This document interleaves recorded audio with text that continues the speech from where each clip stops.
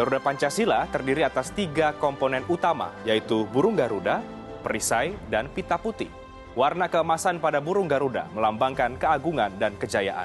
Garuda memiliki paruh, sayap, ekor, dan cakar yang melambangkan kekuatan dan tenaga pembangunan. Jumlah bulu Garuda Pancasila melambangkan Hari Proklamasi Kemerdekaan Indonesia yang jatuh pada tanggal 17 Agustus 1945. 17 helai bulu pada masing-masing sayap, 8 helai bulu pada ekor, 19 helai bulu di bawah perisai atau pada pangkal ekor, dan ada 45 helai bulu di leher. Perisai yang dikalungkan burung Garuda melambangkan pertahanan Indonesia. Perisai mengandung 5 buah simbol yang masing-masing melambangkan sila-sila dari dasar negara Pancasila. Sila pertama dilambangkan dengan sebuah bintang emas bersudut 5. Bintang emas ini diartikan sebagai sebuah cahaya layaknya Tuhan yang menjadi cahaya kerohanian bagi setiap manusia. Dan sila kedua dilambangkan dengan rantai yang disusun atas gelang-gelang kecil. Ini menandakan hubungan manusia satu sama lain yang saling membantu. Gelang persegi menggambarkan pria, sedangkan gelang lingkaran menggambarkan wanita. Dan sila ketiga dilambangkan dengan pohon beringin. Pohon berukuran besar, berakar tunggal panjang yang tumbuh ke dalam tanah ini mencerminkan kesatuan dan persatuan Indonesia. Banyaknya akar yang bergelantungan dari ranting-ranting pohon mencerminkan Indonesia yang memiliki berbagai latar belakang budaya yang berbeda-beda. Dan sila keempat disimbolkan dengan kepala banteng. Banteng dikenal sebagai hewan yang suka berkumpul. Ini menggambarkan manusia dalam pengambilan sebuah keputusan harus dilakukan dengan musyawarah secara bersama-sama. Dan yang terakhir, sila kelima dilambangkan dengan padi dan kapas. Padi dan kapas mencerminkan pangan dan juga sandang yang merupakan kebutuhan pokok seluruh rakyat Indonesia yang harus terpenuhi tanpa melihat status maupun kedudukannya.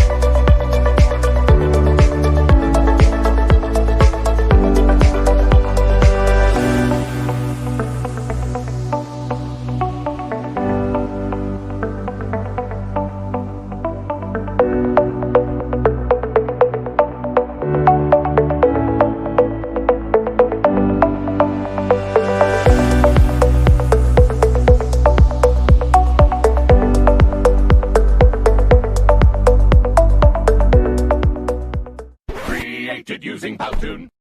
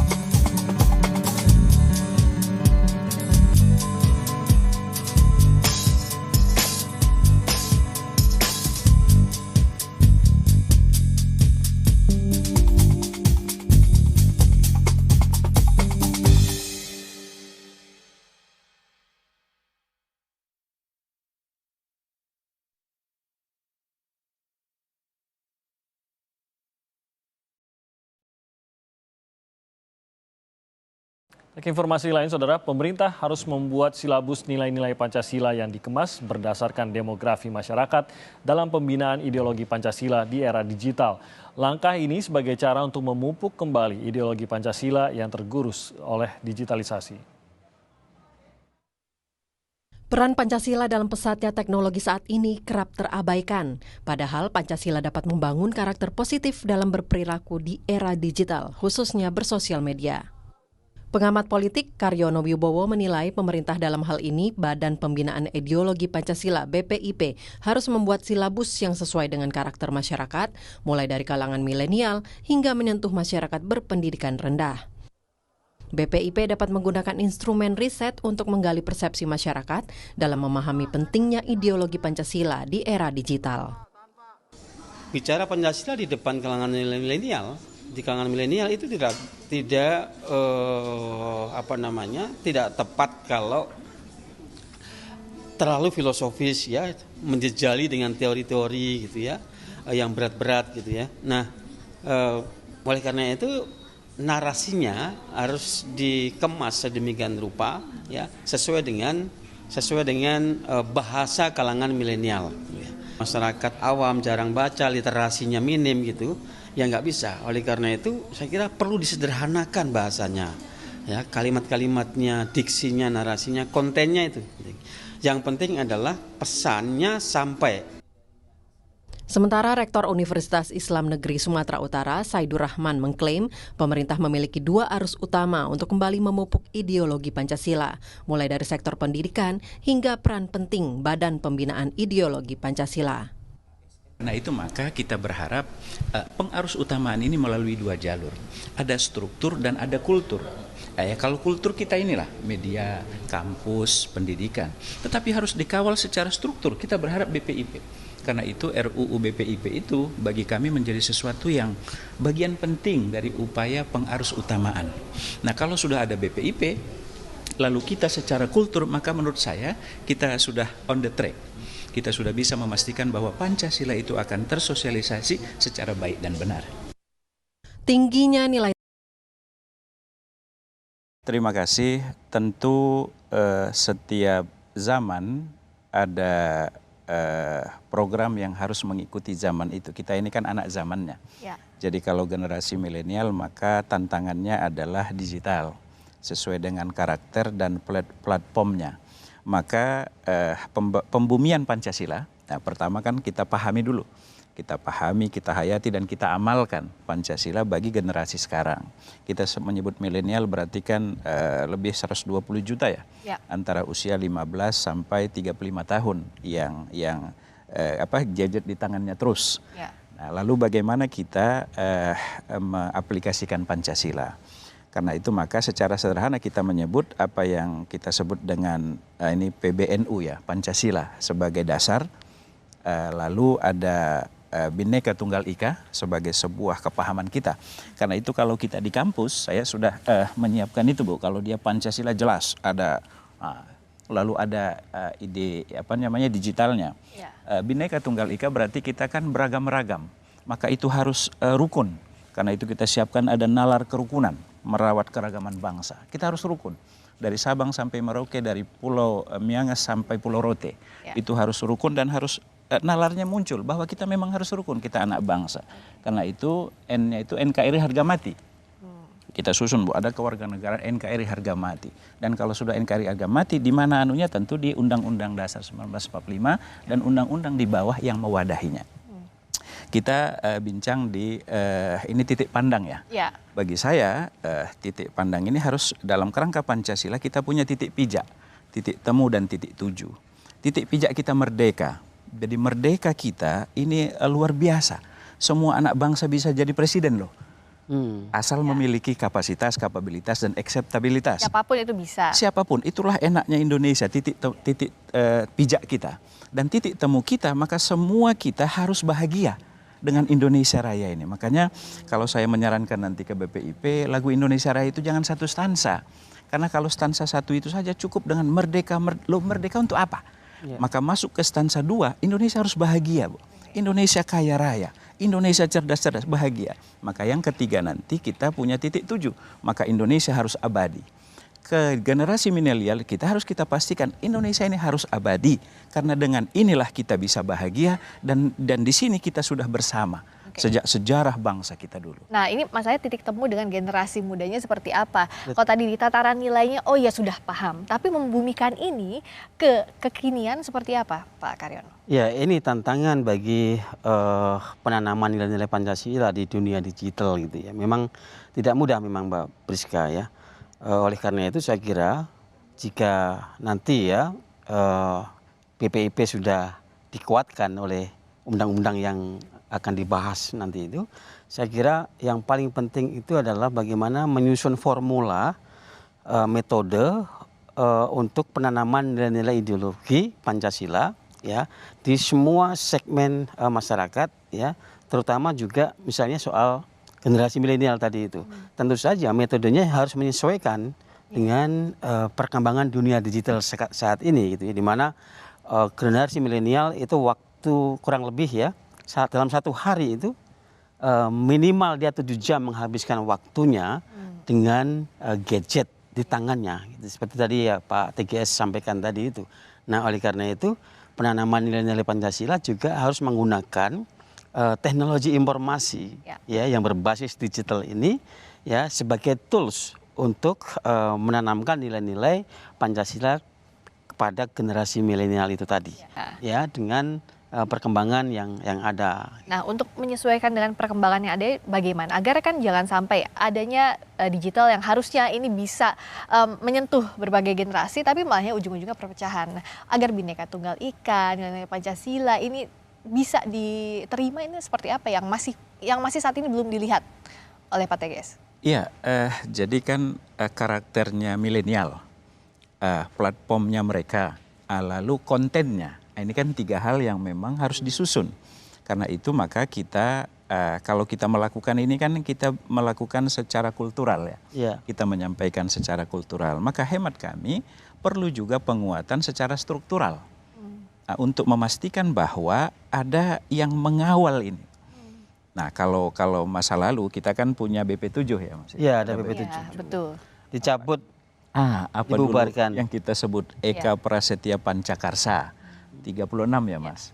Lalu direvisi 45 mungkin menyesuaikan dengan tahun 45 lah. Jadi bagi saya, kalau menurut saya Pancasila itu ya terbuka sekaligus tertutup. Tertutup dalam arti yang baku tadi. Ada baku yang kita pegang. Ya sudahlah 5 sila Pancasila.